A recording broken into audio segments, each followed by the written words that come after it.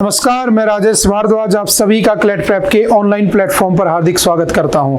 Hello everyone, welcome to CLAT prep. आज है 31 मई 2025 और जैसा कि आपको पता है हम डेली न्यूज एनालिसिस करते हैं, फैक्चुअल एनालिसिस करते हैं और उसके साथ साथ 20 क्वेश्चंस की प्रैक्टिस भी करते हैं।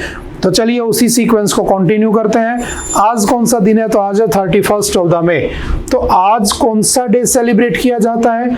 तो समझना, हमारे इंडिया में जो यूथ के अंदर जो सबसे बड़ा एडिक्शन बन चुका है, सबसे बड़ी प्रॉब्लम बन चुकी है, इवन 15 ईयर प्लस के जो बच्चे हैं वो भी इसकी चपेट में आ चुके हैं। तो कौन सी ऐसी चीज है? तो उसे हम क्या कहते हैं? टबैको, यानी कि तंबाकू।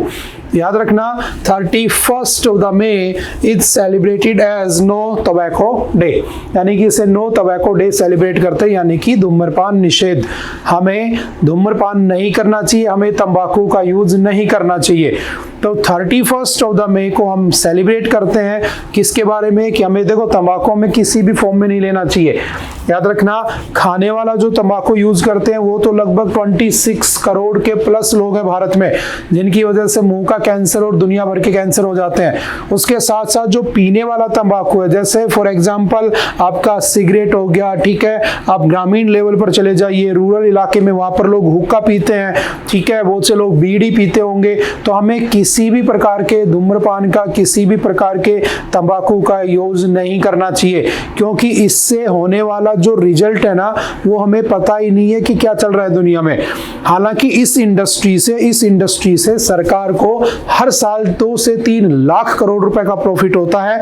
बट ध्यान रखना, आपने देखा होगा अगर इनके रेट बढ़ा भी दिए जाते हैं, इनके ऊपर टैक्स इंपोज भी कर दिया जाता है, सबसे ज्यादा टैक्स इनके ऊपर लगाया जाता है, फिर भी लोग इनको कंज्यूम करते हैं क्योंकि वो एक एडिक्शन हो चुका होता है। तो हमें अपने आसपास के लोगों में जिनको भी इसका एडिक्शन है उसको छुड़ाने की कोशिश करनी चाहिए, क्योंकि देखो होता क्या है कि जब कोई तंबाकू का यूज करता है और उसको कैंसर वगैरह की जो बीमारियां हो जाती हैं और जब उसकी डेथ हो जाती है तो उसकी डेथ के साथ वही नहीं मरता है, उसकी मौत के साथ साथ उसके पीछे का पूरा परिवार, पूरा खानदान मर जाता है।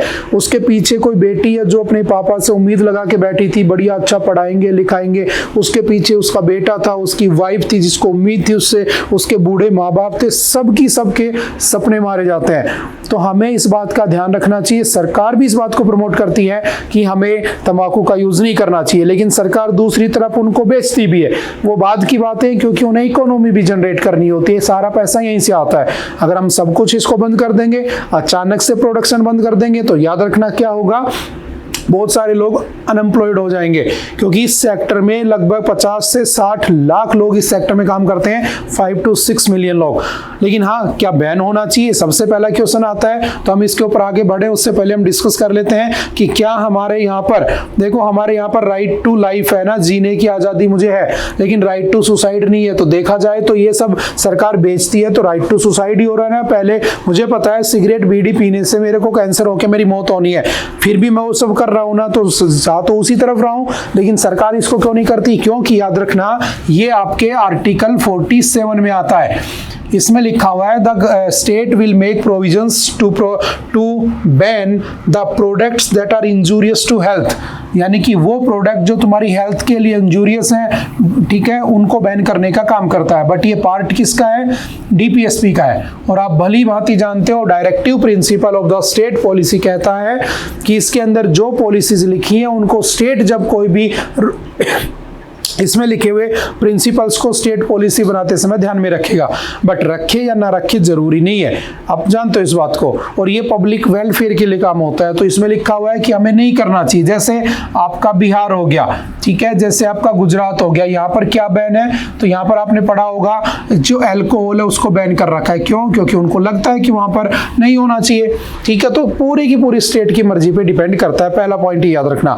दूसरा, आर्टिकल 21 राइट टू लिव की बात करता है, लेकिन वो यहाँ पर नहीं है क्योंकि आप जबरदस्ती उसको प्रमोट कर रहे हो, वो अलग बात है, ठीक है।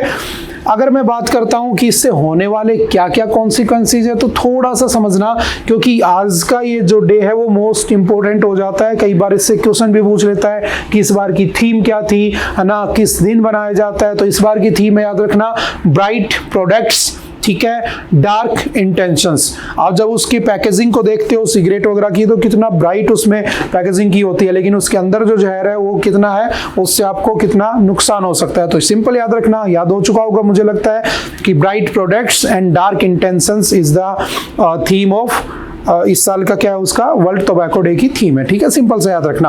अब देखो, मान लो अगर आप लोग स्मोक करते हो तो आपके शरीर में कैंसर हो सकता है, ठीक है, स्ट्रोक आ सकता है, ब्रेन हेमरेज हो सकता है, ब्लाइंडनेस हो सकती है, गम इन्फेक्शन हो सकता है, हार्ट डिजीज हो सकती है, नमोनिया हो सकता है, लंग डिजीज हो सकती है, अस्थमा हो सकता है, ठीक है, आपकी फर्टिलिटी रिड्यूस हो सकती है, हिप फ्रैक्चर हो सकता है। मैंने एक बार बताया था ना, भारत में फर्टिलिटी रेट कम होता जा रहा है, उसका एक उसमें मैंने बताया था लाइफस्टाइल भी होता है। तो जो हमारी तंबाकू की तरफ नशे की तरफ जो लाइफस्टाइल जा रही है, उससे भी कहीं ना कहीं फर्टिलिटी रेट कम होती जा रही है भारत में। ठीक है, तो ये सारे के सारे उससे वजह से प्रॉब्लम्स होती है। किडनी, पैनक्रियाज, स्टोमक, शरीर का कोई हिस्सा नहीं है जो तुम्हारे तंबाकू की वजह से खराब ना होता हो। ठीक है, तो एज ए स्टूडेंट मैं आपसे यही कहूंगा कि अभी आप बच्चे हो, आप कभी जीवन में अपने कभी भी किसी प्रकार के तंबाकू का सेवन नहीं करोगे। और अगर कोई आपके घर में करता है तो उसे भी समझाइए, उसे भी कहिए कि ये सब चीजें अच्छी नहीं है, क्योंकि मैंने स्टार्टिंग में समझाया कि एक आदमी नहीं जाता इन सब से, पूरा परिवार एक साथ चला जाता है। समझ गए? तो इस बात को हमें ध्यान रखना है। तो ये एग्जाम के पॉइंट ऑफ व्यू से भी इंपॉर्टेंट है और ये मेरे पर्सनल लाइफ के पॉइंट ऑफ व्यू से भी इंपॉर्टेंट है कि मुझे एक चीज नहीं करनी चाहिए। ठीक है, और सरकार क्यों नहीं बैन करती, तो दिमाग से निकाल देना, क्योंकि 47 में लिखा है सरकार करे तो करे, ना करे तो ना करे, क्योंकि वो डीपीएसपी का पार्ट है। कुछ स्टेट गवर्नमेंट इस पे करती हैं, कुछ नहीं करती है। तो मेरा आज का क्वेश्चन है तुमसे, हालांकि मैं तुम्हें पढ़ा चुका हूं पहले कि कौन से स्टेट की गवर्नमेंट ने अपने यहां पर किसी भी प्रकार के तंबाकू की सेल, परचेज, प्रोडक्शन के ऊपर कंप्लीट बैन लगा दिया है। कौन सा वो स्टेट है, आप मुझे कमेंट करके बताना। मैं तंबाकू की बात कर रहा हूं। ठीक है, उसके बाद चलते हैं नेक्स्ट। अगर मैं डाटा थोड़ा सा आपसे डिस्कस करना चाहूँ, क्योंकि आज का ये जो हमारा जो फैमिली हेल्थ सर्वे हुआ है उसके अकॉर्डिंग याद रखना, भारत में 38% जो मैन है वो सिगरेट या तंबाकू का यूज करते हैं, 9% वुमेन भी यूज करती है। सबसे ज्यादा इसका यूज याद रखना रूरल एरियाज में होता है, ना कि अर्बन एरियाज में। ठीक है, वहां पर ज्यादा लोग कंज्यूम करते हैं इस चीज को, है ना। जैसे हुक्का घर घर में मिल जाएगा तुम्हें, तो तंबाकू ही तो है वो। ठीक है, उसके बाद लगभग 1.3 मिलियन डेथ पर ईयर इससे होती है तंबाकू के यूज करने से। ठीक है, ये डाटा भी थोड़ा सा डाटा याद रखना। दुनिया में भारत दूसरे नंबर पर आता है जो तंबाकू को यूज करता है, कंज्यूमर है। ठीक है, अगर मैं बात करूं अडल्ट्स में तो 29% जो अडल्ट्स हैं वो तंबाकू का यूज करते हैं। ठीक है, यहां पर सिर्फ बीड़ी सिगरेट की बात हो रही है, ठीक है, उसकी बात नहीं हो रही है, वो अलग डाटा है। अगर यहां पर देखा जाए तो पूरे इंडिया में 267 मिलियन यूजर हैं जो 15+ एज के हैं और वो क्या यूज करते हैं, तंबाकू यूज करते हैं। और सरकार उसके लिए क्या करती है, तो सिंपल याद रखना, एक एक्ट है cigarettes and other tobacco products act, COTPA. ये कोटपा एक्ट आया था 2003 में। ठीक है, इससे हम उसको कंट्रोल करने की बात करते हैं। ठीक है, उसके बाद next promulgation of the prohibition of the electronic cigarettes ordinance 2019 में आया था। ये कुछ सरकार की स्कीम भी चलती है। ठीक है, तो सिंपल सा वन लाइनर में आप इसको याद कर सकते हो। ठीक है, चलते हैं उसके साथ थोड़ा सा आगे। चलो, जब इतना पढ़ ही लिया है तो मुझे बताना, एक दूसरा क्वेश्चन देता हूं तुम्हें, who introduced tobacco in India. Bharat में तंबाकू लाया कौन था? क्या भारत में पैदा होता था, क्या भारत में बाहर से लाकर उसका कल्टीवेशन शुरू किया गया था? देखते हैं कौन बताता है। ठीक है, चलते हैं next. Prime Minister Narendra Modi to attend 300th birth anniversary celebrations of Ahilya Bai Holkar in Madhya Pradesh today। आज मोदी जी मध्य प्रदेश में हैं और मध्य प्रदेश में वो क्या कर रहे हैं, तो वहाँ पर एक बहुत ही फेमस है ना एक कैरेक्टर है जिनका नाम है अहिल्या बाई होलकर। याद रखना, इनके बारे में आप जितना पढ़ोगे उतना कम है, क्योंकि इनका 300th एनिवर्सरी है, तो यानी लगभग 300 साल पहले इनका जन्म हुआ था। जब हमारे यहाँ पर ब्रिटिश रूल करते थे, जब यहाँ पे राजा महाराजा हुआ करते थे, उस टाइम पर भी महिलाओं की एजुकेशन के लिए, फीमेल एजुकेशन के लिए ये क्या करती थी, उनको प्रोमोट करती थी। उनका मानना था कि महिलाएं पढ़ी लिखी होनी चाहिए। मराठास के टाइम पर रहती थी, मराठाओं के अंदर थे ये। ठीक है, इनके हस्बैंड की डेथ हो जाती है, इनके ससुर की डेथ हो जाती है, इनके बेटे की डेथ हो जाती है, तब जाकर ये क्या बनती है, क्वीन ऑफ इंदौर। तो याद रखना, ये कहाँ की क्वीन है, तो इंदौर की क्वीन है। ठीक है, वहां की महारानी बन जाती हैं। उसके बाद वो स्टेट को इतना अच्छा चलाती है, इतना अच्छा चलाती है। ठीक है, उनके डिप्लोमेटिक रिलेशंस, उनके दूसरे स्टेट्स के साथ जो ट्रेड रिलेशंस थे, सब शानदार होते हैं। और याद रखना इनको इन काम की एक काम के लिए जाना जाता है, और वो काम कौन सा आपसे एग्जाम में जरूर पूछ सकता है। याद रखना एक यहाँ पे साड़ी लिखी होगी, माहेश्वरी साड़ी। जो माहेश्वरी साड़ी जो होती है ना, उनको प्रमोट करने में सबसे बड़ा रोल किसका था? अहिल्या बाई होलकर का। ठीक है। दूसरा याद रखना, एजुकेशन ऑफ वुमेन के लिए इन्होंने काम किया। ठीक है। सोशल कल्चरल इश्यूज के ऊपर इन्होंने काम किया। ठीक है। जो SC ST डिस्क्रिमिनेशन थे उनके ऊपर काम किया। याद रखना, मैं आपसे कई बार कहता हूं कि कुछ लोग ऐसे थे जो फ्रीडम फाइटर्स थे। गांधी हो गए, नेहरू हो गया, सुभाष चंद्र बोस हो गए, भगत सिंह हो गए, चंद्रशेखर आजाद हो गए, ये सब फ्रीडम फाइटर्स हैं। बाल गंगाधर तिलक हो गया, बहुत सारे नाम है। बट कुछ ऐसे लोग भी हैं जो हमारी सोसाइटी को, हमारे समाज को अच्छा बना रहे हैं, जो हमारे समाज में फैली हुई गंदगी को बाहर निकाल कर फेंक रहे हैं, साफ कर रहे हैं। जैसे सती प्रथा, आपने पढ़ा होगा, जब भी किसी के हस्बैंड की डेथ होती थी उसे सती बना देते थे, उसे भांग पिला देते थे ताकि वो हंसे हंसे या रोए रोए, ढोल नगाड़े बजाते थे, और उसकी हस्बैंड की डेड बॉडी के ऊपर चिता पर जिंदा बैठा देते थे और धुआं कर देते थे ताकि वो भाग ना पाए। ठीक है। और नशा करवा देते थे उसे ताकि वो जले तो चीखे चिल्ले ना, और वहां पर ढोल नगाड़े बजते थे ताकि लोगों को आवाज ना आए, किसी का दिल ना पिघल जाए बचाने के लिए। अब सोचो, किसी के 20 साल की एज में हस्बैंड की डेथ हो गई, किसी की 60 साल की एज में, सबको तुम सती बनाए जा रहे हो, तो ये एक बुरी चीज थी ना। तो ये याद रखना, जब इनके हस्बैंड की डेथ होती है तो ये सती नहीं बनती है, ये कहती नहीं मेरे को जिंदा रहना है। यानी कि उस समय जब सती प्रैक्टिस बहुत कॉमन थी। याद रखना, इनके जो हस्बैंड थे वो 1754 में मर गए थे, उनकी डेथ हो गई थी, जिनका नाम था मल्हार राव होलकर। और जो भी पॉइंट यहाँ पे लिखे हैं ना, अच्छे से याद कर लेना इनको। क्यों? क्योंकि मोदी जी ने अभी वहां पर विजिट किया है, उनकी बर्थ एनिवर्सरी है, कहीं ना कहीं एग्जाम में आने लायक चीज है। अच्छा, समझ गए? तो याद रखना, मल्हार राव होलकर मराठास की आर्मी में रूल करते थे। ठीक है। वहां पर सेनापति थे, और उसके बाद उनकी डेथ हो जाती है बैटल ऑफ कुंभेर में। और उसके बाद ये सती नहीं बनती है, ध्यान रखना, उन्होंने डिनाई कर दिया इस चीज से। और आप अच्छी तरह जानते हो 1829 में, है ना, राजा राम मोहन राय के एफर्ट से ब्रिटिशर्स ने, कौन था उस समय? Lord William Bentinck. तो लॉर्ड विलियम बेंटिक, जो कि उस समय क्या था? गवर्नर जनरल ऑफ इंडिया, उसने 1829 में सती प्रथा को बैन किया था। बट उससे पहले 1754 में भी उन्होंने इसके लिए डिनाई कर दिया था, और उन्होंने लोगों के लिए काम किया। ठीक है। उनके कमांडर का नाम क्या था? तुकोजी राव होलकर। सिंपल याद रखना, उनको जाना जाता है well known for the breaking traditional norms in the 18th century. 18वीं सदी में अपने ट्रेडिशनल नॉर्म्स को तोड़ने वाले पहली महिला होती है। याद रखना, मैं हमेशा कहता हूं 20th सेंचुरी में सबसे ज्यादा काम हुए थे SC ST के रिफॉर्म्स के लिए। जो करने वाले थे भीमराव अंबेडकर जी, जिनको फादर ऑफ इंडियन कॉन्स्टिट्यूशन भी हम कह देते हैं। लेकिन अगर मैं उससे पहले वाली सेंचुरी में चला जाऊं, 19th सेंचुरी में, तो उस सेंचुरी में सबसे ज्यादा काम किसके लिए हुए थे? तो वो हुए थे वुमेन रिफॉर्म्स के लिए। और उससे भी एक सेंचुरी पहले चला जाऊं मैं, क्योंकि 300 साल हो चुके हैं, 70s वाली लाइन में चला जाऊं, तो वहां पर कौन थी?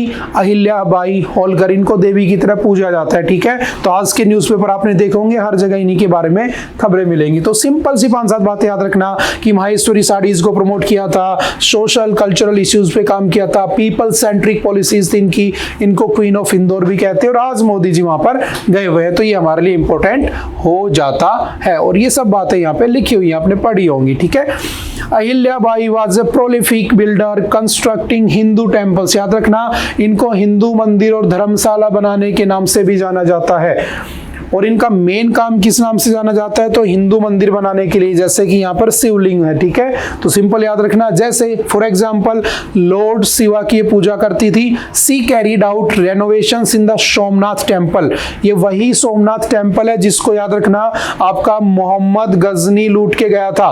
और जब मोहम्मद गजनवी इसको लूट कर जा रहा था, तो वो मोहम्मद गजनवी का 16th अटैक था भारत के ऊपर। लेकिन जब वो जा रहा था तो उसको रास्ते में राजस्थान के जाट लूट लेते हैं, है ना, पढ़ा होगा हमने एंशिएंट मिडाइवल हिस्ट्री में। और जब उसको लूट लेते हैं तो वो 17th अटैक करता है किस पे? राजस्थान के जाटों पे। और उसके बाद मोहम्मद गजनी, गजनी के बाद गोरी, गोरी के बाद ऐबक, और मुसलमानों की एंट्री हो जाती है। तो ये वही सोमनाथ टेम्पल है। तो इन्होंने क्या किया था? उस सोमनाथ टेम्पल का रिनोवेशन करवाया। काशी विश्वनाथ टेम्पल जानते हो ना, ज्ञान व्यापी मस्जिद की जो न्यूज चलती है, काशी विश्वनाथ टेम्पल, इसका इन्होंने रिनोवेशन करवाया वाराणसी में। ठीक है।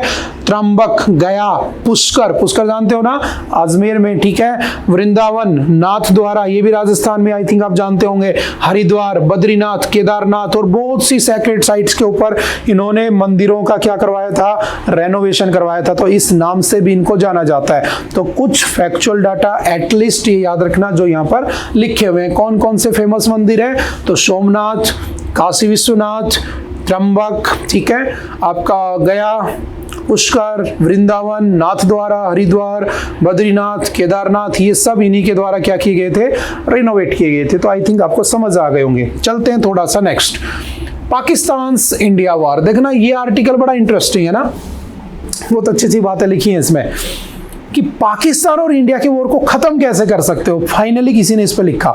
अभी तक चल रहा था मार देंगे, काट देंगे, चीर देंगे, फाड़ देंगे, ये सब चल रहा था, है ना, उधर से ये मिसाइल मार रहे हैं, उधर से मार रहे हैं। ये कह रहे हैं कि हम कैसे रोक सकते हैं, तो हम रोक ही नहीं सकते हैं। पहली बात, उसका सबसे बड़ा रीजन है, देखना मैं इसी की बातें एक्सट्रैक्ट करके बता रहा हूँ ना, तो ध्यान से समझना। 15 अगस्त 1947 को कौन आजाद हुआ था, इंडिया।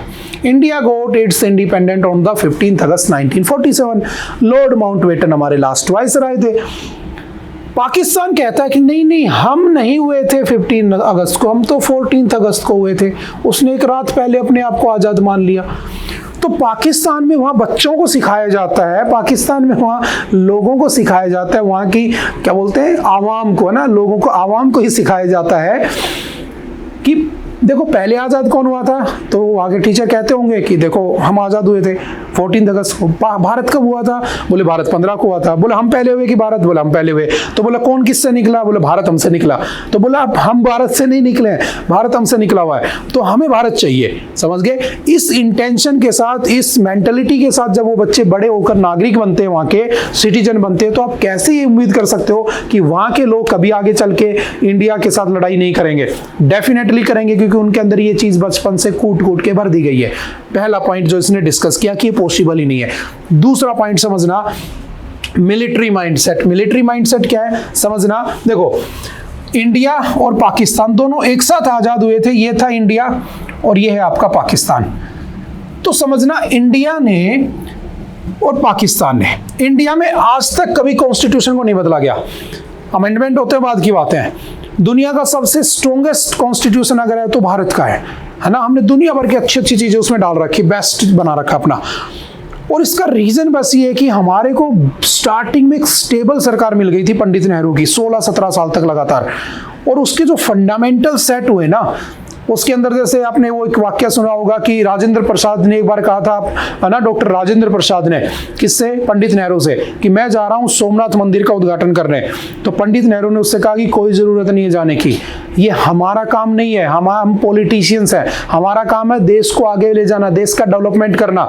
उस समय हमारे पास खाने को दाने नहीं थे, हमने अमेरिका से खाना मांगा था। हमने जब खाना मांगा तो उसने वो गेहूं दिया था जो वहाँ सुअर खाते थे, जानवर खाते थे, हमने वो खाया, ठीक है। उसके बाद हमारे पास कर्जा इतना ज्यादा था, तो पंडित नेहरू को लगा यार ये सब नहीं होना चाहिए, हमें एग्रीकल्चर पे ध्यान देना चाहिए। उसने बाखड़ा नांगल डैम बनाया, उसने IITs बनाई, IIMs बनाए, है ना, इसरो, DRDO, दुनिया भर की चीजें बनाई। और उसने कहा कि हमें कभी पॉलिटिक्स नहीं करनी है मंदिर के ऊपर। और उसके बाद आज तक का ये नतीजा है कि भारत में इतने साल बीत गए, हमारे यहाँ पर कभी पॉलिटिकल क्राइसिस नहीं हुए, कभी हमारे संविधान के ऊपर आंच नहीं आई, कभी लोग आपस में इतना लड़े, लेकिन कभी ऐसा नहीं हुआ कि संविधान बदलना पड़े। लेकिन पाकिस्तान दूसरे तरफ देखो, in the other hand, Pakistan के हालात देखो, वहां पे आज तक किसी प्राइम मिनिस्टर के 5 साल पूरे नहीं हुए हैं। देख लेना जाकर, किसी का असैसिनेशन हो गया, किसी का कुछ हो गया, किसी का कुछ हो गया, उसको 5 साल नहीं पूरे करने दिए। क्यों? क्योंकि मिलिट्री ओवरटेक कर लेती है उसको, और वहां मिलिट्री पावरफुल है। यहाँ पर इंडिया में तुम देखोगे कि स्टील इंडस्ट्रीज, गेल, भेल, ठीक है, gas authority of India, Bharat electronics, ठीक है, ये जितनी भी सरकारी है, ONGC, सब गवर्नमेंट के पास है। वहां ये सारी की सारी चीजें मिलिट्री के लोगों के पास है, मिलिट्री के पास है। तो वहां पर मिलिट्री ज्यादा पावरफुल है कंपैरिजन में पार्लियामेंट के, सरकार के। तो जब मिलिट्री का मन करता है तख्ता पलट कर देते हैं। और मिलिट्री का काम क्या है, उनको क्या सिखाया गया है भारत हमारा दुश्मन है, भारत हमसे अलग हुआ है। तो माइंडसेट ऐसा हो चुका है कि आप उसे नहीं बदल सकते हो।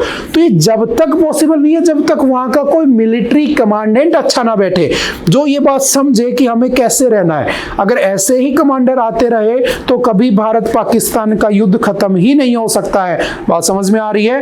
क्योंकि उसका बेस ही वो है। तो एक तरफ हमने अच्छा बेस दिया, हमने अच्छा बेस रखा। हमने पंडित नेहरू ने बाघड़ा नांगल डैम जब बनाया तो कहा कि हमारे मंदिर ये हैं। उन्होंने उसे modern temples of modern India का नाम दिया। और उन्होंने कभी भी मंदिर मस्जिद या कभी किसी धर्म के ऊपर कोई पॉलिटिक्स नहीं की। उसके बाद आज हम यहाँ खड़े हैं इस जगह पर कि हम 4th इकोनॉमी पहुंच गए क्योंकि हमारे फंडामेंटल्स बहुत स्ट्रॉन्ग है। दूसरी तरफ देखो पाकिस्तान, नेपाल, कितनी बार तो 10 बार तो वहां पर संविधान बदल दिया उन्होंने नेपाल वालों ने।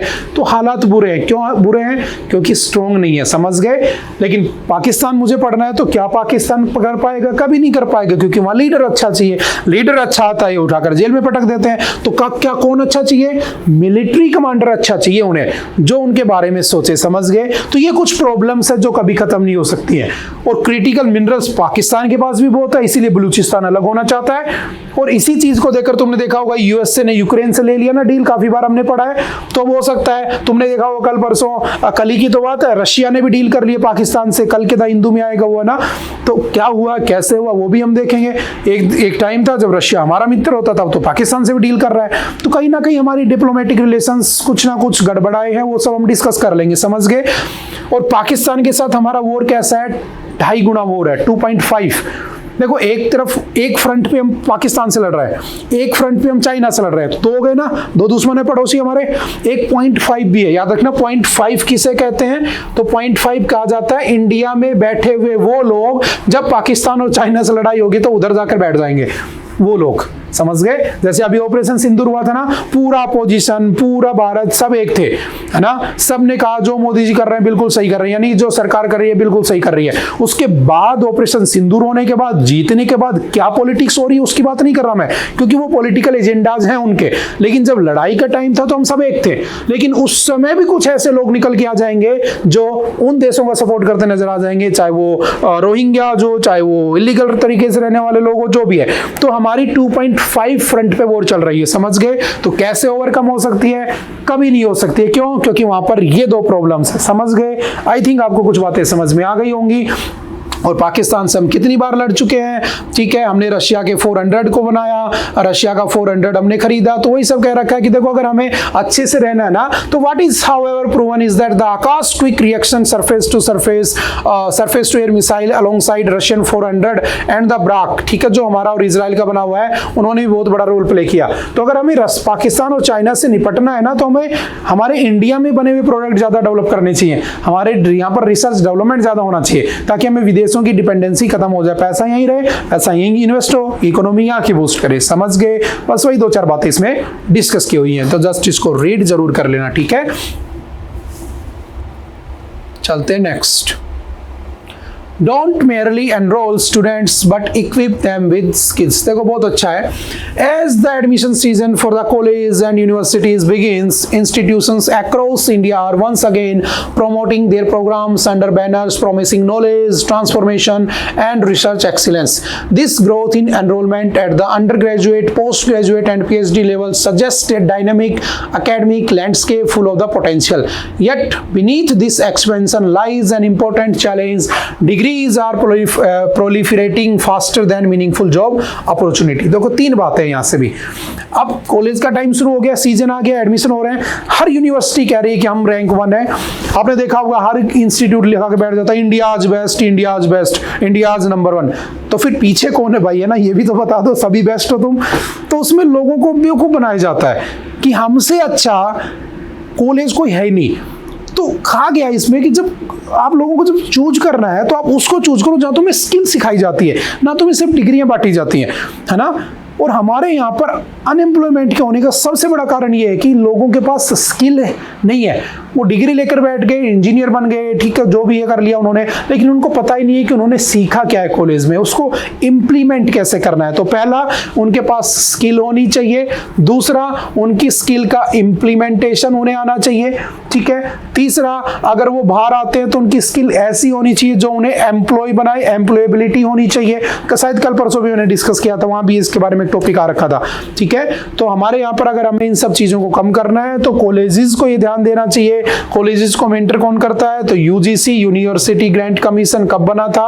1956 में। कुछ सेंट्रल यूनिवर्सिटीज होती हैं, कुछ प्राइवेट यूनिवर्सिटीज होती हैं, लेकिन कोई भी किस पे ध्यान नहीं देता? स्किल पे ध्यान नहीं देता है। तो हमें किस पे ध्यान देना चाहिए? स्किल पे ध्यान देना चाहिए, समझ गए? वरना आगे आगे ऐसे ही अनएम्प्लॉयमेंट बढ़ता रहेगा, तुम कुछ नहीं कर पाओगे। और स्किल का मतलब ये नहीं है कि आप बहुत बड़े जैसे कि बहुत ही बड़े यूनिवर्सिटी से पढ़ के आ रहे हो, बहुत पैसा खर्च कर रहे हो, आप साल के 5 लाख रुपए खर्च कर रहे हो, तो जरूरी नहीं है तुम कुछ स्किल सीखोगे।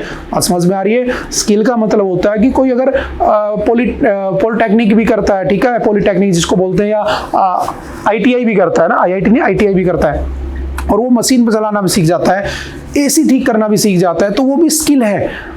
तो ये बेसिक स्किल भी नहीं है उनके पास। अगर ये भी हो तो इन फील्ड में भी अच्छा वो एम्प्लॉय बन सकता है, अच्छा पैसा कमा सकता है, इकोनॉमी बूस्ट कर सकता है, समझ गए? लेकिन मोस्टली क्या होता है, कॉलेज में बच्चे जाते हैं, एंजॉय करते हैं, खाना पीना खाते हैं, घर आ जाते हैं, डिग्री मिल जाती है, हाथ में आ जाती है डिग्री, स्किल कोई होती नहीं है। तो वो कैसे इंप्रूव हो, उसके ऊपर बातें की गई, ठीक है।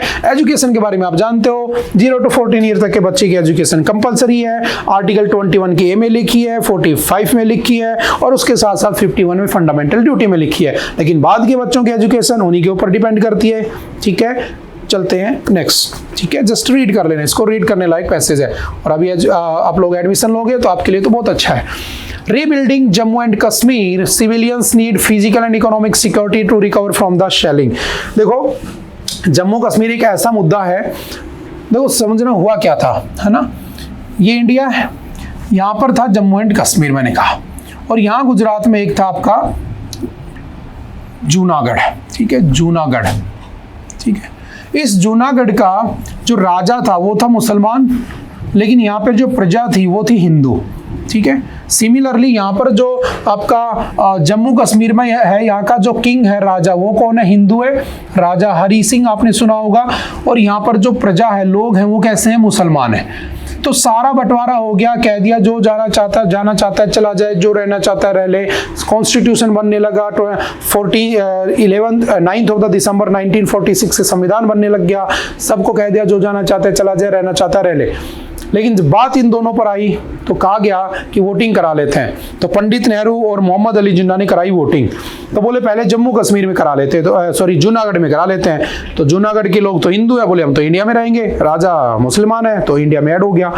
अब बात आई कि जम्मू कश्मीर से पूछो, जम्मू कश्मीर से पूछा गया तो उसने कहा कि अब पंडित नेहरू मुकर गए, बोले नहीं वोटिंग नहीं होगी। अब तो राजा की मर्जी, जहां चला जाए। राजा हिंदू है, लेकिन राजा आना नहीं चाहता है, ना भारत में ना पाकिस्तान में। राजा बोला मैं तो नया ही देश बनाऊंगा, इंडिपेंडेंट कंट्री बनाऊंगा। बोले ठीक है। पाकिस्तान ने एक दिन क्या किया, 1948 में अटैक कर दिया। जब अटैक कर दिया तो राजा डरा। जब राजा डरा तो पूरा अपना सामान लेकर दिल्ली पहुंचा, और जल्दी जल्दी में उसने क्या किया, जम्मू कश्मीर किसको दे दिया? इंडियन को, गवर्नमेंट को दे दिया। अब संविधान बन रहा था, कॉन्स्टिट्यूशन बन रहा था, तो हमने क्या किया, 1948 में एक हमारे कॉन्स्टिट्यूशन में आर्टिकल डाल दिया 370, और उससे स्पेशल स्टेटस दे दिया। किसको? स्पेशल स्टेटस दे दिया आपके जम्मू एंड कश्मीर को। और इसमें कह दिया हर चीज स्टेट गवर्नमेंट के पास रहेगी, लेकिन 3 चीजें सेंट्रल गवर्नमेंट उसमें मॉनिटर करेगी। पहला कि वहां का जो इंटरनेशनल बॉर्डर है ना, बॉर्डर पे कौन रहेगा? तो आर्मी रहेगी। दूसरा, वहां पर जो फॉरेन अफेयर्स होंगे, है ना, दूसरे देशों से जो विदेशी मामले होंगे, वो सेंट्रल गवर्नमेंट देखेगी, ना कि स्टेट गवर्नमेंट देखेगी। तीसरा, वहां पर जो टेलीकम्युनिकेशन होगा ना, दूर संचार, वो सेंट्रल गवर्नमेंट संभालेगी। 3 चीजें ले ली, बाकी स्टेट को दे दी और उसको एड ऑन कर लिया। लेकिन वहां के लोग मुसलमान थे, जाना चाहते थे पाकिस्तान में, ठीक है। वो पाकिस्तान, और वो जो पाकिस्तान वाले मुसलमान थे वो उसको अपने अंदर लेना चाहते थे, उन्होंने अटैक कर दिया। वहीं से लाइन ऑफ सीज फायर बनी। क्या बनी? Line of cease fire. बाद में यही लाइन ऑफ सीज फायर, है ना, 1971 वाली लड़ाई के बाद इसी को क्या बना दिया? लाइन ऑफ कंट्रोल बना दिया, शिमला एग्रीमेंट के बाद, ठीक है। और उसके बाद उन्होंने कुछ पाकिस्तान ऑक्यूपाइड कश्मीर कब्जा लिया। लेकिन तब से हमारे यहाँ पर ये दंगे होते आ रहे हैं। हमने आगे चल के 5th of August 2019 को ना 2019 को क्या किया, इस आर्टिकल 370 को भी हटा दिया, ठीक है, इसको कह दिया कि यहाँ पर लागू नहीं है, उसको हमने आज के दिन स्टेट बना दिया, इलेक्शन भी हो गया, सब कुछ सही चल रहा है। लेकिन अभी हो गया पहलगाम अटैक, जब पहलगाम अटैक हो गया तो फिर दोबारा से चिंता हो गई। तो अब अगर वहां के लोगों को बचाना है तो चले जाओ इजराइल के अंदर। इजराइल में क्या कर रखा है लोगों ने, तो अपने अपने घर के नीचे बेसमेंट के नीचे क्या बना रखा है, बंकर, जिसके ऊपर मिसाइल बम इनका अटैक ना हो। तो भारत चाहता है, सरकार चाहती है कि जम्मू कश्मीर के जो लोग बॉर्डर एरियाज पे रहते हैं वो क्या करें, जितना हो सके उसके लिए क्या करें, बंकर बना ले, और उसके लिए सरकार उनको पैसा दे, सरकार उनको फंड दे, ठीक है। तो देखो कई बार कई जगह होता है सरकारी बंकर भी बने होते हैं और लोग भी अपने घर में बना लेते हैं, दोनों होने चाहिए। सरकार भी हर जगह कुछ कुछ बंकर बना के रखे ताकि आते जाते रास्ते में एकदम से मिसाइल आते दिखे तो बंकर में छुप गया, समझ में आ रही है, अलर्ट आ गया, तो वरना हर घर में बंकर होना चाहिए। तो वो बंकर की बात कर रहा और कुछ नहीं है, समझ गए, क्योंकि पूंछ डिस्ट्रिक्ट में हुआ था ना कल परसों, उसको बाद में ये सब बातें निकल के आ रही हैं, ठीक है। तो क्या था जम्मू कश्मीर, थोड़ा सा मैंने समझाने की कोशिश की, ठीक है। चलते हैं नेक्स्ट, बाकी बंकर की ही बात कर रहा है और कुछ बात नहीं कर रहा है, ठीक है। नेक्स्ट, जैसे इसमें 1500 जो घर थे उनको तोड़फोड़ दिया गया पूंछ डिस्ट्रिक्ट के अंदर, है ना, तो बहुत सारे उसमें होते हैं, ठीक है। तो उनसे बचने के लिए बंकर होने चाहिए। Next, Supreme Court flags YouTubers scandalous remarks against senior जज, है ना, किसी यूट्यूबर ने सीनियर जज के ऊपर कुछ बोल दिया। अब देखो ये एक ऐसा टॉपिक है ना, जिसका नाम है अजय शुक्ला, है ना, उसने यूट्यूब चैनल के ऊपर एक सीनियर जज के ऊपर कुछ बोल दिया था, ठीक है। अब हुआ क्या समझना, ये जो न्यूज है ना इस पूरे हफ्ते में 3-4 बार आ चुकी है। आर्टिकल 19 का 1 कहता है freedom to speech and expression. ये मुझे freedom to speech and expression देता है कि मैं जिसके बारे में जो चाहूँ बोल सकता हूँ, जो चाहूँ उसके बारे में कह सकता हूँ, एक्सप्रेस कर सकता हूँ, और इसी के अंदर मेरा प्रेस आता है, ठीक है, यानी कि मीडिया आता है, सोशल मीडिया आता है। पर हमारे पास कितने तरह की फ्रीडम से, कितने तरह की आज़ादी है, 6 तरह की। पहला है freedom to speech and expression, फिर है freedom to assemble without weapons, फिर है फ्रीडम टू मेक यूनियन, फिर है freedom to travel across the nation, और फिर आती है freedom to live anywhere in the nation, फिर आता है freedom to practice any profession anywhere in the nation. तो ये सब मेरी आज़ादी है, लेकिन इन सब की कुछ कंडीशन है, ध्यान रखना। These freedoms are not absolute. Article 19 का 2 यही कहता है कि ये एब्सोल्यूट नहीं है, छीनी जा सकती है। कब? अगर तुमने सोवरेनिटी के ऊपर बोला, अगर तुमने इंटीग्रिटी के ऊपर बोला, तुमने एक जज के ऊपर बोला और वो भी इतना भद्दा बोला, तो ये तो गलत बात है ना। तुम देश की सिक्योरिटी के ऊपर बोल रहे हो, तुम एक सीनियर मोस्ट जज के बारे में बोल रहे हो, है ना। आप कभी भी सिक्योरिटी ऑफ द स्टेट के अगेंस्ट नहीं बोल सकते, आप कभी भी friendly relations with the foreign state के ऊपर नहीं बोल सकते। पब्लिक ऑर्डर आपको मेंटेन करना होगा, मोरालिटी मेंटेन करनी होगी, सदाचार बना रहे, आप किसी को गाली गलौज नहीं कर सकते ऐसे ऑफिशियली जाके, ठीक है। वो अलग बात है, सोशल मीडिया इंस्टाग्राम पे चलता रहता है, वो सब अलग है, ठीक है, लेकिन आप ऑफिशियली ऐसा नहीं कर सकते हैं, ठीक है। आप डिफेम नहीं कर सकते किसी को, कॉन्टेम्प्ट ऑफ कोर्ट, ठीक है, ये सब नहीं होना चाहिए, ठीक है। तो ये काफी बार आ चुका है, तो आई थिंक आपको पता भी होगा, पहले भी हमने पूरे वीक में कई बार पढ़ा है। इस आर्टिकल को जरूर याद रखना, ये इस वीक का नंबर 1 आर्टिकल रहा है ना, सबसे ज्यादा बार यूज हुआ है, वरना हमेशा क्या होता है आर्टिकल 21 ज्यादा यूज होता है, ठीक है। कोई बात नहीं, इस बार ये जीत गया, याद कर लेना आप, ठीक है। और याद रखना, जब भी नेशनल इमरजेंसी लगती है तो आर्टिकल 20 और 21 को छोड़कर बाकी सब छीन जाते हैं। बस मुझे एक बात बताना कि किस कंडीशन में आर्टिकल 19 भी चलता रहता है अगर नेशनल इमरजेंसी लगी हो, क्योंकि नेशनल इमरजेंसी लगने के 3 रीजन होते हैं। एक्सटर्नल एग्रेशन, दूसरा होता है तुम किसी के साथ वॉर में इन्वॉल्व हो जाओ, और तीसरा होता है कौन सा, कि यहाँ पर क्या हो जाए, आर्मड रिवोल्ट हो जाए। तो बताना किस कंडीशन से अगर लगी हो तो दोनों रहेंगे, किससे अगर लगी हो तो तीनों रहते हैं। आर्टिकल 19 भी आपको मिला हुआ होता है, ठीक है। आई थिंक आपने पॉलिटी में पढ़ा है, देखते हैं कौन बताता है। Next, villagers up in arms against dam project in Arunachal Pradesh. देखो अरुणाचल प्रदेश में एक रिवर है सियांग रिवर, और उस सियांग रिवर के ऊपर एक प्रोजेक्ट बनाया जा रहा है, हाइड्रो पावर प्रोजेक्ट, ठीक है। और उस हाइड्रो प्रोजेक्ट के अंदर अगर पूरे प्रोजेक्ट की बात की जाए तो 11,000 मेगावाट इलेक्ट्रिसिटी वहां से बनाने की बात की जा रही है। तो वहां पर एक डैम बनाया जा रहा है, बेसिकली वहां पर एक हाइड्रो पावर प्रोजेक्ट बनाया जा रहा है, ठीक है, जिसमें सियांग रिवर के अंदर जो एक जगह प्रोजेक्ट है जिसके अंदर से 400 मेगावाट इलेक्ट्रिसिटी बनने वाली है। और सियांग रिवर किसकी ट्रिब्यूटरी है, तो याद रखना किस में मिल जाती है, ब्रह्मपुत्रा में मिल जाती है। किसमें, ब्रह्मपुत्रा रिवर में, ये मैं पढ़ा चुका हूं पहले काफी बार, ठीक है। तो हम इसको थोड़ा सा वन लाइनर में पढ़ के आगे बढ़ जाते हैं, ठीक है। और ब्रह्मपुत्रा की ट्रिब्यूटरी है, और ब्रह्मपुत्रा को चाइना में कहते हैं सांगपो रिवर, ठीक है। उसको आपके इंडिया में एंटर करती है तो उसे क्या कहते हैं, दिबांग रिवर। उसके बाद उसको ब्रह्मपुत्रा कह देते हैं आसाम में, और उसके बाद उसको बांग्लादेश में जमुना कह देते हैं। तो इसकी ट्रिब्यूटरी है, इस पे हम प्रोजेक्ट बना रहे हैं जिसका टोटल कॉस्ट इतना है। वैसे देखा जाए तो भारत में हाईएस्ट डैम कौन सा है, तो याद रखना भारत का हाईएस्ट डैम कौन सा है, तो वो है टिहरी डैम, ठीक है। टिहरी डैम, और टिहरी डैम कहां पर है, तो याद रखना उत्तराखंड में है। और कौन सी नदी के ऊपर है, तो याद रखना भागीरथी नदी के ऊपर। किस पर, भागीरथी रिवर के ऊपर बना हुआ है। इसकी हाइट है 260.5 मीटर, लेकिन इसकी वजह से एक बार अर्थक्वेक आ गया था नेपाल में, मैंने बताया था, तो इस वजह से इसका पानी कम कर दिया गया है। ये 2400 मेगावाट की इलेक्ट्रिसिटी बना सकता था, लेकिन अभी इसको कम करके लगभग 1000 मेगावाट ही बना पाता है। तो मैक्सिमम कौन इलेक्ट्रिसिटी जनरेट करता है, तो याद रखना कोयना हाइड्रो पावर प्रोजेक्ट, जो कि कहां पर है, महाराष्ट्र में, ठीक है। कोयना रिवर के ऊपर वो मैक्सिमम बनाता है 1924 मेगावाट की इलेक्ट्रिसिटी बनाता है लगभग, ठीक है। तो ये वही प्रोजेक्ट है, लेकिन वहां के जो लोकल लोग हैं, a society representing several villages wrote to the Dibang Valley district authorities on May 29 voicing its strong and reasoned objection to the 400 megawatt Mihundon hydroelectric project proposed on the dry river scheduled to be commissioned in the 2026. This run of the river project was signed to the Sutlej Jal Vidyut निगम, ठीक है। तो उसके ऊपर उन्होंने क्या कर दिया है, अपोज कर दिया है, बस और कुछ नहीं है, ठीक है। तो सिंपल सा याद रखना, और ये सियांग रिवर के बेल्ट पर ही पड़ता है, ठीक है। और ये 400 मेगावाट का एक प्रोजेक्ट है, ठीक है, सिंपल याद रखना। और वो जो हाइड्रो प्रोजेक्ट 11,000 मेगावाट का था, वो अपर सियांग रिवर के ऊपर है, ठीक है। और ये उसी रिवर के ऊपर बना हुआ दूसरा प्रोजेक्ट है, ठीक है।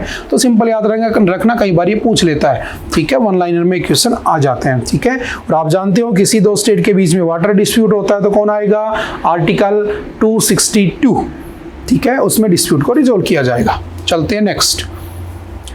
India will have 1 billion internet users by this fiscal year. देखो आने वाले इस साल में इंडिया के पास 1 बिलियन इंटरनेट यूजर हो जाएंगे। तो सबसे पहला क्वेश्चन आता है, right to use internet is your fundamental right. और ये आर्टिकल 19 में भी आता है, क्योंकि freedom to speech and expression 19 का फर्स्ट का ए, ठीक है, जिसमें freedom to speech and expression, तो पहले लोग कैसे बोलते थे, न्यूज़पेपर्स में आर्टिकल लिखते थे, लेकिन अब आर्टिकल पढ़ते हैं लोग, ठीक है, लेकिन लिखते किस पे हैं, सोशल मीडिया पे लिखते हैं, समझ गए। तो सोशल मीडिया नेट के बिना चलता नहीं है। तो आर्टिकल 19 के 1 को अगर मुझे जिंदा रखना है तो नेट तो मुझे रखना चाहिए। तो आर्टिकल 19 के 1 के ए में भी आता है, right to use internet is your fundamental, याद रखना। और आर्टिकल नंबर 21 में भी आता है, क्योंकि आर्टिकल 21 का ए क्या कहता है, राइट टू लिव, लेकिन इसमें क्या जोड़ दिया हमने, फ्री एंड कंपल्सरी एजुकेशन जोड़ दी, किसकी, बच्चों की जो 6 to 14 ईयर तक के बच्चे हैं। तो ये उसमें भी आता है, क्योंकि कोरोना में जूम पे शिफ्ट हो गई थी क्लासें, और ये बच्चे का राइट है कि उसको एजुकेशन मिले। एजुकेशन डिजिटल हो चुकी है, तो आप लोग इंटरनेट तो चलाओगे। तो आर्टिकल 21 में भी है, आर्टिकल 19 में भी। पहला क्वेश्चन ये ध्यान रखना।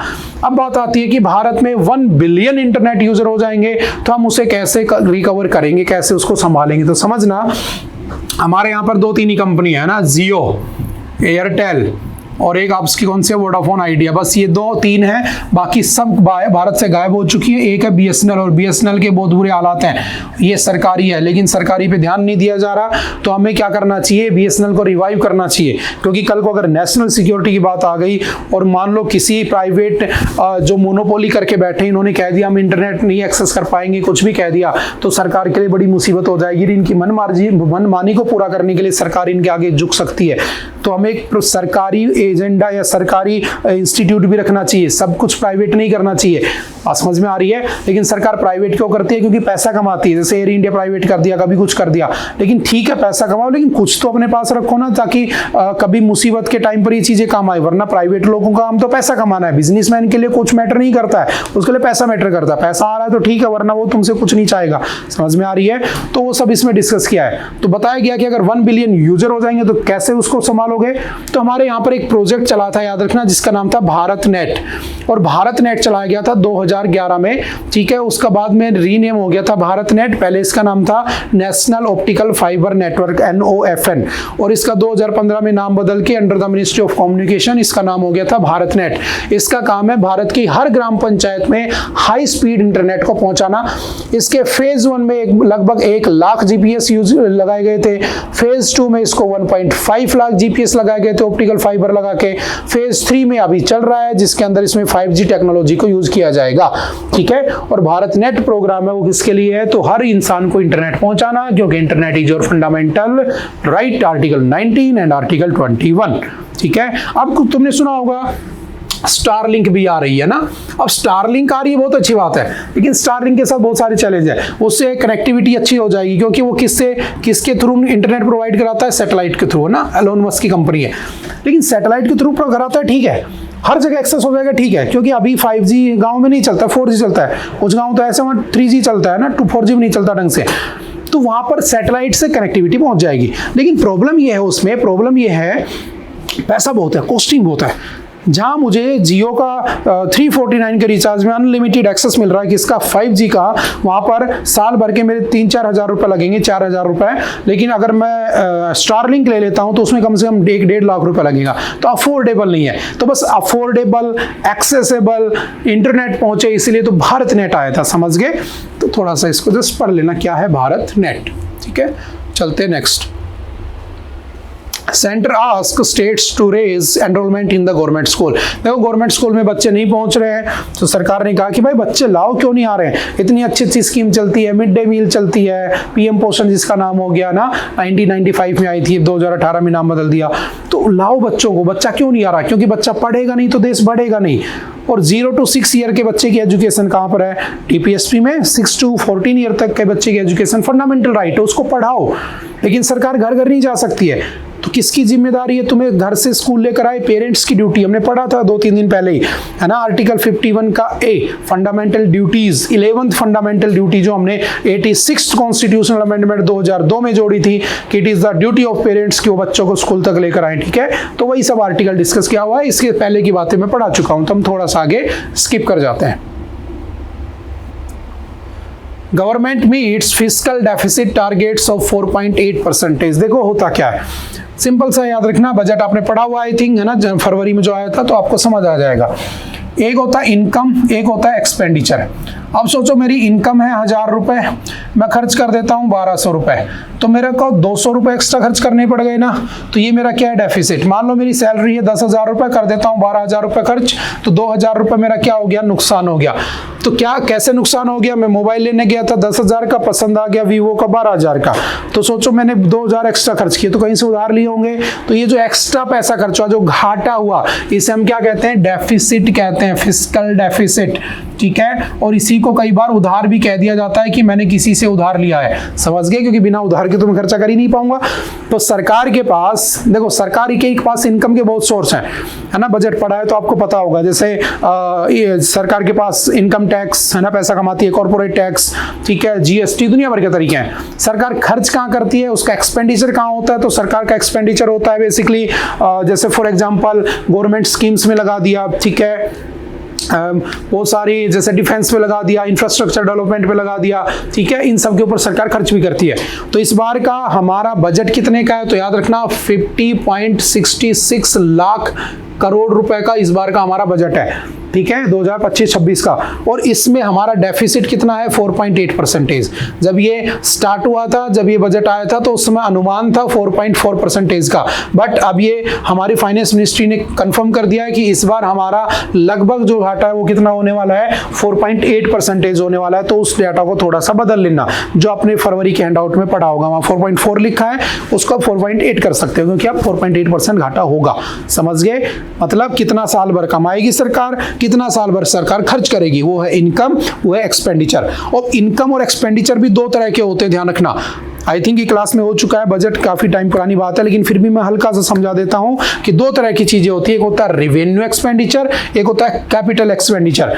रेवेन्यू का मतलब होता है जहां से पैसा आता है और पैसा जाता है, उससे सरकार के पास एसेट नहीं बनते हैं, है ना, प्रॉपर्टी नहीं बनती है। और कैपिटल एक्सपेंडिचर वो होता है कि सरकार ने पैसा खर्च किया लेकिन कोई प्रॉपर्टी बनी सरकार के पास। सरकार ने जैसे मान लो रोड बना दिए, ब्रिज बना दिए, तो काम आएंगे आगे तक, प्रॉपर्टी बन गई है, पैसा खर्च हुआ है तो टोल टैक्स के रूप में आता भी रहेगा, समझ गए। जैसे जमीन खरीद ली, मशीन खरीद ली सरकार ने, शेयर्स में इन्वेस्ट कर दिया, ठीक है, वो सब क्या है, उसका कैपिटल एक्सपेंडिचर है कि एसेट बना दिए। और आपका रेवेन्यू एक्सपेंडिचर क्या होता है, जहां पर उसको जैसे सैलरी दे दी, पेंशन दे दी, पैसा जा रहा है, पैसा आ रहा है, तो रेवेन्यू इनकम भी होती है, रेवेन्यू एक्सपेंडिचर भी होता है, समझ गए क्या।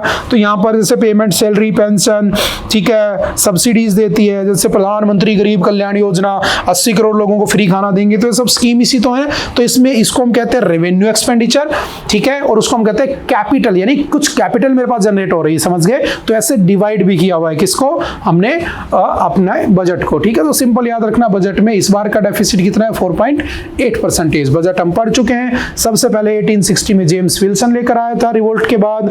भारत में सबसे पहले इंडिपेंडेंट इंडिया का कौन लेकर आया था, एस सनमुख सेठी 1947। और रिपब्लिक इंडिया का कौन लेकर आया था, जॉन मिथाई 1950। इस बार कौन लेकर आया, निर्मला सीतारमन। सबसे ज्यादा कौन लेकर आया आज तक, मोरारजी देसाई 10 बार, लेकिन निर्मला सीतारमन ने इस बार 8वीं बार पेश किया, तो अगली बार 2 बार करने के बाद वो उसको भी पार कर जाएंगी। वो कुछ बेसिक बातें मैं लिखवा चुका हूं, ठीक है। चलो मुझे बताना अगर तुमने पढ़ा है कि किसने सबसे लॉन्गेस्ट स्पीच दी है बजट में, और किसने मैक्सिमम वर्ड्स यूज किए हैं अपने स्पीच में, बजट की स्पीच में। कौन कौन से फाइनेंस मिनिस्टर हैं वो दोनों, तो देखते हैं कौन कौन बताता है, ठीक है। चलते हैं नेक्स्ट। जैसे कंपोनेंट्स ऑफ बजट लिख रखा है, budget receipts, budget expenditure, revenue expenditure, ठीक है, कैपिटल एक्सपेंडिचर, ठीक है, कैपिटल रिसिप्ट्स, रेवेन्यू रिसिप्ट्स, है ना, कहाँ से कैपिटल से पैसा आ रहा है, कहाँ कैपिटल का पैसा जा रहा है, कहाँ रेवेन्यू से पैसा आ रहा है, कहाँ रेवेन्यू का पैसा जा रहा है, ठीक है। तो सिंपल सा याद रखना। चलते हैं नेक्स्ट के। आई थिंक आज के लिए इतना ही था। आई होप कि आपको बातें समझ में आई होंगी। फिर भी किसी तरह का कोई डाउट रहता है तो आप एनी टाइम आकर पूछ सकते हैं, मिल सकते हैं। ओके, बाय बाय, मिलते हैं फिर कभी इससे दोबारा। Okay, thank you, have a nice day.